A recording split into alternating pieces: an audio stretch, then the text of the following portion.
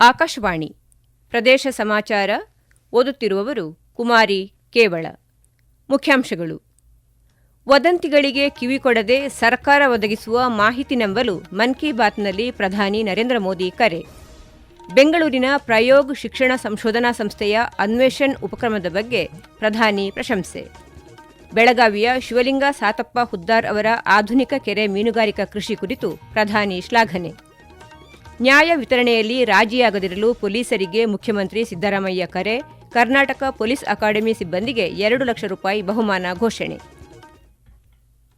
ಪ್ರಸಕ್ತ ಭೀಕರ ಯುದ್ಧ ಮತ್ತು ಸಂಘರ್ಷದ ಪರಿಸ್ಥಿತಿಯಿಂದಾಗಿ ಜಾಗತಿಕವಾಗಿ ಇಂಧನ ಬಿಕ್ಕಟ್ಟು ಎದುರಾಗಿದ್ದರೂ ಭಾರತವು ತನ್ನ ರಾಜತಾಂತ್ರಿಕ ಸಂಬಂಧಗಳು ಮತ್ತು ಕಳೆದ ದಶಕದಲ್ಲಿ ನಿರ್ಮಿಸಿರುವ ರಾಷ್ಟ್ರೀಯ ಸಾಮರ್ಥ್ಯದಿಂದ ಈ ಸವಾಲನ್ನು ಧೈರ್ಯವಾಗಿ ಎದುರಿಸುತ್ತಿದೆ ಎಂದು ಪ್ರಧಾನಿ ನರೇಂದ್ರ ಮೋದಿ ತಿಳಿಸಿದ್ದಾರೆ.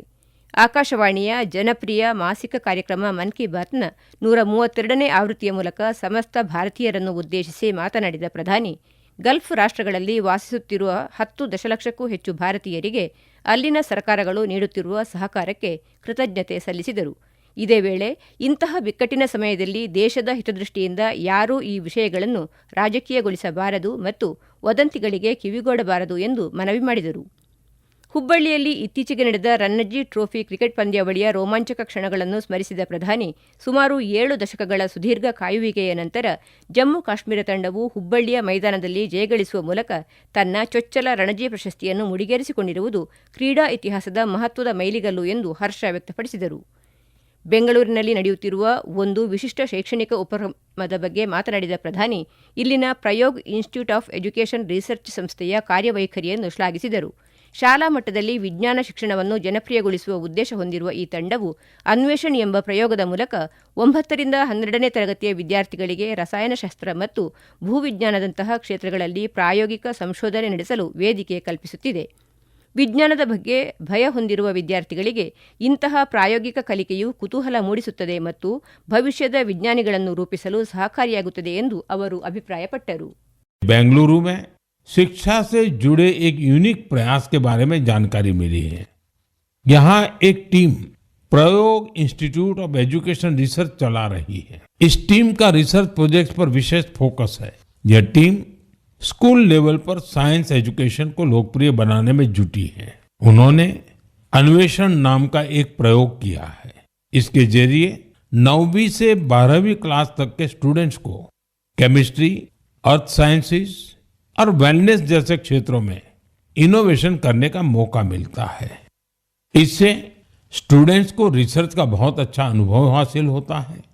साथ ही अपने प्रोजेक्ट्स को पब्लिश करने का प्लेटफॉर्म भी मिलता है. ಕೃಷಿ ಮತ್ತು ಮೀನುಗಾರಿಕೆ ಕ್ಷೇತ್ರದಲ್ಲೂ ಆಧುನಿಕ ವಿಧಾನಗಳನ್ನು ಅಳವಡಿಸಿಕೊಳ್ಳುತ್ತಿರುವ ಕೃಷಿಕರ ಸಾಧನೆಯನ್ನು ಉಲ್ಲೇಖಿಸಿದ ಪ್ರಧಾನಿ, ಬೆಳಗಾವಿ ತಾಲೂಕಿನ ಬೋಡಾ ಕ್ಯಾನಟ್ಟಿ ಗ್ರಾಮದ ನಿವಾಸಿ ಶಿವಲಿಂಗ ಸಾತಪ್ಪ ಹುದ್ದಾರ್ ಅವರ ಯಶೋಗಾಥೆಯನ್ನು ಹಂಚಿಕೊಂಡರು. ಸಾಂಪ್ರದಾಯಿಕ ಕೃಷಿಯಿಂದ ಹೊರಬಂದು ಆಧುನಿಕ ಮೀನುಗಾರಿಕೆಯನ್ನು ಆರಿಸಿಕೊಂಡ ಶಿವಲಿಂಗ ಅವರು ಕೆರೆಮೀನು ಕೃಷಿಯಲ್ಲಿ ತೊಡಗಿ ಯಶಸ್ವಿಯಾಗಿರುವುದನ್ನು ಇತರ ರೈತರಿಗೆ ಸ್ಫೂರ್ತಿಯಾದ ಉದಾಹರಣೆ ಎಂದು ಬಣ್ಣಿಸಿದರು. ಪ್ರಸ್ತುತ ಮೀನು ಕೃಷಿಯನ್ನು ನೋಡಿಕೊಳ್ಳುತ್ತಿರುವ ಶಿವಲಿಂಗ ಅವರ ಪುತ್ರ ರಾಜು ಶಿವಲಿಂಗಪ್ಪ ಹುದ್ದಾರ್ ಆಕಾಶವಾಣಿಗೆ ತಮ್ಮ ಮೀನು ಕೃಷಿಯ ಬಗ್ಗೆ ಮಾಹಿತಿ ನೀಡಿದ್ದಾರೆ. 4 ಕೃಷಿ ಹೊಂಡದಲ್ಲಿ ಟೋಟಲ್ ನಾನು 15,000 ಮರಿಗಳನ್ನ ಬಿಟ್ಟಿದ್ದೀನಿ. ಮರಲ್ ಅಂತ ಹೇಳಿ ನಾನು ಮೀನು ಸಾಗಾಣಿಕೆ ಮಾಡ್ತಾ ಇದ್ದೀನಿ. ಮರಲ್ ಅಂದ್ರೆ ಕುಚ್ಚಿ ಮೀನು. ಇದನ್ನ ನಾನು ಮರಿಗಳನ್ನ ತರೋದು ಆಂಧ್ರದಿಂದ, ವಿಜಯವಾಡದಿಂದ ತಂದ್ಬಿಟ್ಟು ಸರ್. ಆಮೇಲೆ ನಾವು ಮರಿಗಳನ್ನ ಫಸ್ಟ್ ಕೃಷಿ ಹೊಂಡ ನಾವು ಫಸ್ಟ್ ಸ್ಯಾನಿಟೈಸರ್ ಮಾಡ್ಕೊಂಡಿರ್ತೀವಿ. ನಂತರ ಮರಿ ತಂದ ಕಿಸಿಂದು ಅದರಲ್ಲಿ ಬಿಡ್ತೀವಿ. ಬಿಟ್ಟ ತಕ್ಷಣ ಆಮೇಲೆ ಅವಕ್ಕೆ ಡೈಲಿ ಬೈ ಡೈಲಿ ಅಂದರೆ ಒಂದು ವೀಕ್ಲಿ ಬೈ ವೀಕ್ಲಿ ನಾವು ಬಾಡಿ ವೇಟ್ ಪ್ರಕಾರಲೆ ಫೀಡ್ನ ಅಪ್ಲೈ ಮಾಡ್ತೀವಿ. ಒಂದು 5 ಇಂಚಿದ ಮರಿ ತಂದು ಬಿಟ್ಟು ಅಂದರೆ ಅದು ಮಿನಿಮಮ್ ಸರ್ 7 to 8 ಮಂತಲ್ಲಿ 1 kg ಬರುತ್ತೆ ಸರ್. ಮರಲ್ದು ಹೈದರಾಬಾದೇ ಮಾರ್ಕೆಟಿಂಗ್ ಸರ್. ಇಲ್ಲೇ ಬಂದು ಇಲ್ಲಿಂದಾನೇ ಅವ್ರು ಲೈವಲ್ಲೇ ಒಯ್ತಾರೆ ಸರ್ ಇದನ್ನು.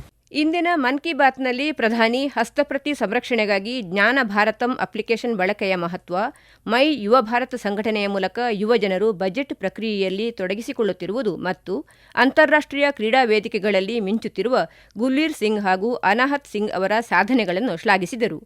ಜಲ ಸಂರಕ್ಷಣೆಗಾಗಿ ತ್ರಿಪುರ, ಛತ್ತೀಸ್ಗಢ ಮತ್ತು ತೆಲಂಗಾಣದ ಗ್ರಾಮಸ್ಥರು ಮಾಡುತ್ತಿರುವ ಸಮುದಾಯ ಮಟ್ಟದ ಪ್ರಯತ್ನಗಳು ಹಾಗೂ ಸೌರಶಕ್ತಿ ಕ್ರಾಂತಿಯಿಂದ ದೇಶದ ಮೂಲೆ ಮೂಲೆಗಳಲ್ಲಿ ಉಂಟಾಗುತ್ತಿರುವ ಬದಲಾವಣೆಗಳನ್ನು ಉಲ್ಲೇಖಿಸಿದ ಅವರು, ಸಾರ್ವಜನಿಕ ಸಹಭಾಗಿತ್ವದಿಂದ ಮಾತ್ರ ದೊಡ್ಡ ಬದಲಾವಣೆ ಸಾಧ್ಯ ಎಂದು ಕರೆ ನೀಡಿದರು. ಪ್ರದೇಶ ಸಮಾಚಾರ ಕೇಳುತ್ತಿದ್ದೀರಿ. ನಮ್ಮ ಎಲ್ಲಾ ರಾಷ್ಟ್ರೀಯ ವಾರ್ತೆಗಳು ಹಾಗೂ ಪ್ರದೇಶ ಸಮಾಚಾರ ಈಗ ಆಕಾಶವಾಣಿ ನ್ಯೂಸ್ ಕನ್ನಡ ಯೂಟ್ಯೂಬ್ ಚಾನೆಲ್ನಲ್ಲಿ ಲಭ್ಯ. ನಮ್ಮ ಎಕ್ಸ್ ಖಾತೆ ಮತ್ತು ಇನ್ಸ್ಟಾಗ್ರಾಂ ಖಾತೆ ಆಕಾಶವಾಣಿ ನ್ಯೂಸ್ ಕನ್ನಡ. ಹೆಚ್ಚಿನ ಮಾಹಿತಿಗಾಗಿ ನಮ್ಮ ಫೇಸ್ಬುಕ್ ಖಾತೆ ಆಕಾಶವಾಣಿ ವಾರ್ತೆ ಕನ್ನಡವನ್ನು ಅನುಸರಿಸಿ. ಮಾಹಿತಿಯ ಹೂರಣ ವಾರದ ಕಾರ್ಯಕ್ರಮ ಪ್ರಚಲಿತ ವಿದ್ಯಮಾನ ಪ್ರತಿ ಬುಧವಾರ 9:15. ನ್ಯಾಯ ವಿತರಣೆಯಲ್ಲಿ ಪೊಲೀಸರು ಯಾವುದೇ ಕಾರಣಕ್ಕೂ ರಾಜಿಯಾಗಬಾರದು ಹಾಗೂ ರಾಜ್ಯವನ್ನು ಮಾದಕ ವಸ್ತು ಮುಕ್ತಗೊಳಿಸಲು ಕಟಿಬದ್ಧರಾಗಬೇಕು ಎಂದು ಮುಖ್ಯಮಂತ್ರಿ ಸಿದ್ದರಾಮಯ್ಯ ಕರೆ ನೀಡಿದ್ದಾರೆ. ಮೈಸೂರಿನ ಕರ್ನಾಟಕ ಪೊಲೀಸ್ ಅಕಾಡೆಮಿಯ ಆವರಣದಲ್ಲಿ ಇಂದು ನಡೆದ 46ನೇ ತಂಡದ ಸಿವಿಲ್ ಪೊಲೀಸ್ ಉಪನಿರೀಕ್ಷಕರ ನಿರ್ಗಮನ ಪಥಸಂಚಲನ ಕಾರ್ಯಕ್ರಮದಲ್ಲಿ ಪಾಲ್ಗೊಂಡು ಅವರು ಮಾತನಾಡಿದರು. ಇದಕ್ಕೂ ಮುನ್ನ ತರಬೇತಿ ಪೂರೈಸಿದ 377 ಹೊಸ ಸಬ್ ಇನ್ಸ್ಪೆಕ್ಟರ್ಗಳು ಅಧಿಕೃತವಾಗಿ ಸೇವೆಗೆ ಸೇರ್ಪಡೆಗೊಂಡರು. ಪ್ರಶಿಕ್ಷಣಾರ್ಥಿಗಳನ್ನು ಉದ್ದೇಶಿಸಿ ಮಾತನಾಡಿದ ಮುಖ್ಯಮಂತ್ರಿ, ಕಳೆದ 3 ವರ್ಷಗಳಲ್ಲಿ ಖಾಲಿ ಇದ್ದ 4011 ಪಿಎಸ್ಐ ಹುದ್ದೆಗಳನ್ನು ಯಶಸ್ವಿಯಾಗಿ ಭರ್ತಿ ಮಾಡಲಾಗಿದೆ.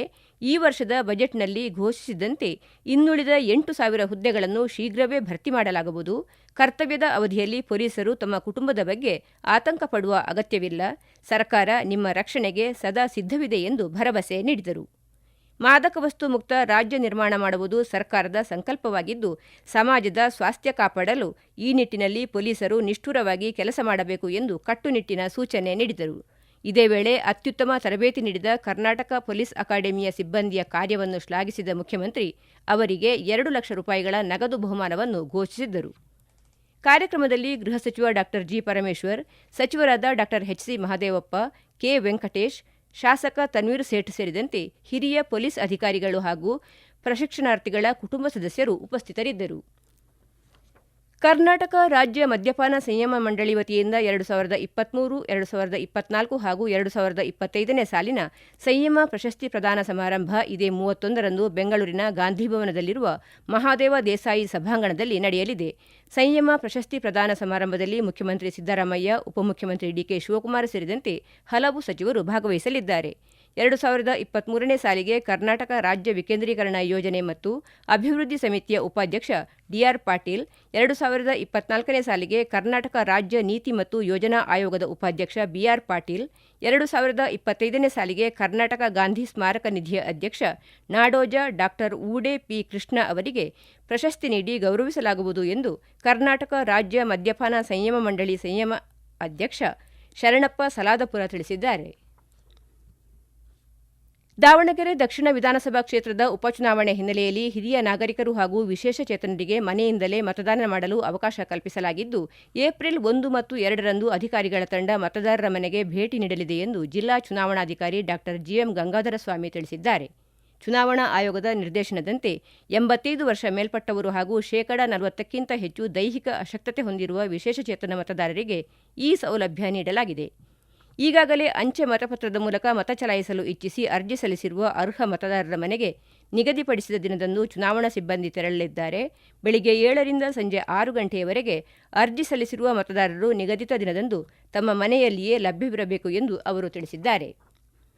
ಕೊಪ್ಪಳ ಜಿಲ್ಲಾ ಅಖಿಲ ಭಾರತೀಯ ವಿದ್ಯಾರ್ಥಿ ಪರಿಷತ್ ವತಿಯಿಂದ ಕ್ರಾಂತಿಕಾರಿ ಸ್ವಾತಂತ್ರ್ಯ ಹೋರಾಟಗಾರರಾದ ಭಗತ್ ಸಿಂಗ್, ಸುಖದೇವ, ರಾಜಗುರು ಅವರ ಬಲಿದಾನ ದಿವಸದ ಅಂಗವಾಗಿ ಬಲಿದಾನ ಸ್ಮರಣೆ ಕಾರ್ಯಕ್ರಮ ಹಮ್ಮಿಕೊಳ್ಳಲಾಗಿತ್ತು. ಕಾರ್ಯಕ್ರಮಕ್ಕೆ ವೈದ್ಯ ಡಾ ಮಹೇಶ ಗೋವನಕೊಪ್ಪ ಚಾಲನೆ ನೀಡಿದರು.